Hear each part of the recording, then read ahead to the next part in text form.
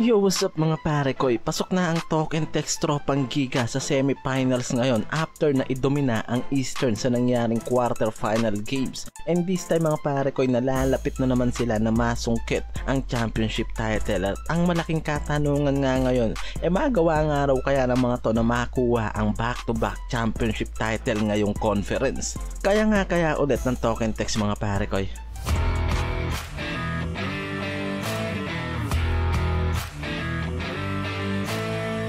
As Governors Cup mga pare koy, sila yung hinirang na champion after na talunin ng Barangay Ginebra sa finals. And sa conference na yan, mula umpisa denomina ng mga to ang Governors Cup. Kaya di rin talaga nakakapagtaka na sila yung makakuha ng titulo dyan. Isang araw sa mga kompleto Ricardos ang team na to ng Talk and Text mula sa mga shooting guard and wingman na nakapaloob sa kanilang lineup.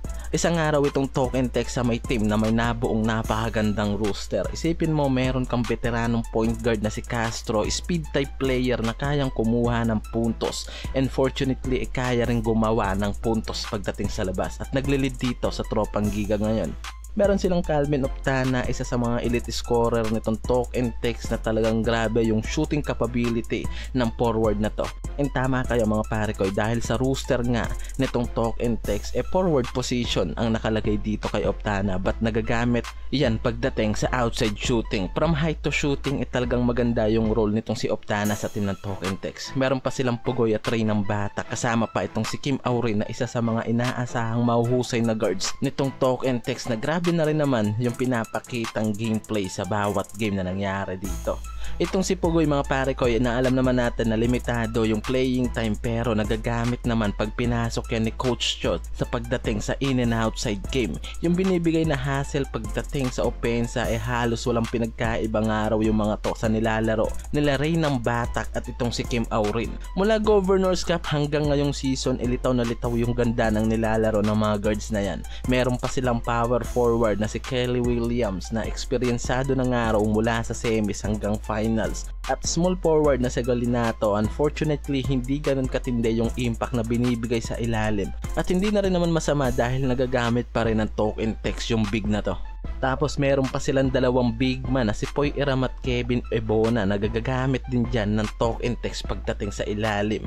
At grabe rin naman yung nabibigay na hassle ng mga to pagdating sa depensa at opensa sa ilalim.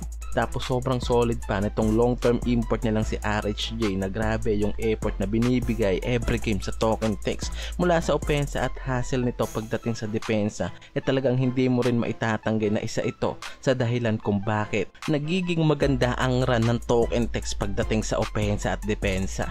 At isa rin itong si RHJ sa dahilan kung nasan ngayon ang Talk and Text at nagagawang makapasok sa semis hanggang sa finals.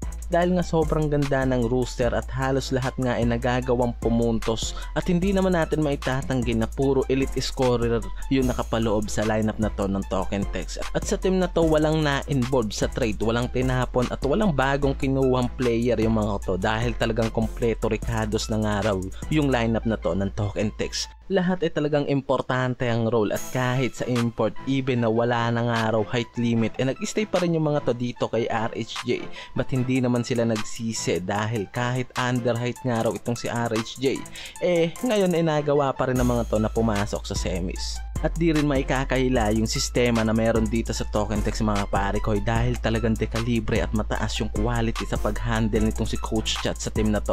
Mula sa pagpapaikot ng mga players niya, talagang kapang-kapa ng araw nito kung paano gagana sa mga role yung mga key players niya. Lalo na yung mga transitioning mula sa outside play, talaga nga naman na talagang napakahirap nga raw basahin yung play na to ng Talk and Text. At mga quick passing mula sa 3-point line, talagang isa yan sa malaking advantage na meron itong Talk and Text, dahil talagang sobrang hirap makuha na depensahan yung mga player tulad nila Optana, Aurin ng Batak at Pugoy pagdating sa outside play. Meron pa silang veteranong guard na si Castro na gumagawa ng play sa mga to.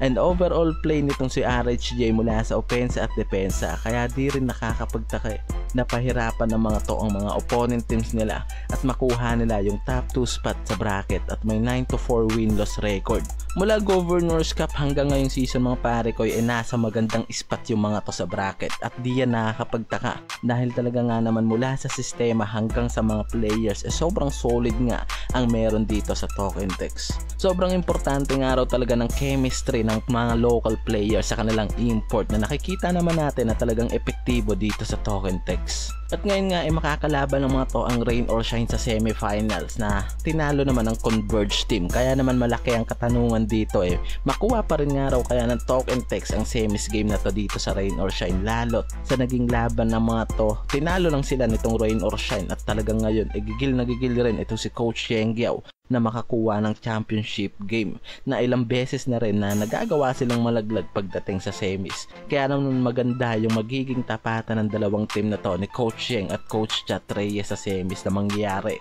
Kung pag-uusapan lang naman nga raw yung mga experience ng mga to pagdating sa semis game, halos parehas nga raw at hindi nagkakalayo yung mga to na ilang beses na rin na pumapasok sa semis. Yan yung exciting part na mangyayari sa laban na tong Token Text ang Rain or Shine dahil parehas na experience na yung team na to pagdating sa semis hanggang sa finals at lalo na yung kalibre ng mga coach na humahawak dito tulad nitong si Coach Yengyao at Chat Reyes na talagang kabisado na ng dalawang to yung sistema na tumatakbo sa isa't isa.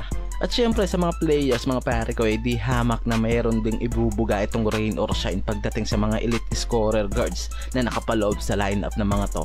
At hindi naman naabot ng semis itong Rain or Shine kung may hina yung mga players na nakapaloob dito dahil talaga nga naman na dekalibre din naman yung mga veteranong player na nakapaloob dito sa Ross at yung mga young player asset nila na gumagana rin pagdating sa outside shooting. Magkakatalo na nga lang daw talaga pagdating sa magiging performance ng mga import, although hawak ng Rain or Shine ang height pagdating sa import dahil talagang dominante sa pagiging big man itong import na nakakuha ng Rain or Shine, pero hawak naman ng Token Text ang subok na na-import na talaga nga naman na dinala sila sa championship title at isa sa mga dominanteng import na nagagawang kumuha ng depensa at opensa sa team at isa sa mga best import ng PBA na si RHJ. Kaya naman talagang magiging sulit nga raw yung laban na to ng Token Text at Rain or Shine sa semis at yan yung aabangan natin mga pare ko, diba? Kung makukuha nitong Token Text ang back-to-back final game at si Bake ng mga to sa semis itong Rain or Shine, yan yung aabangan natin mga pare ko. Pero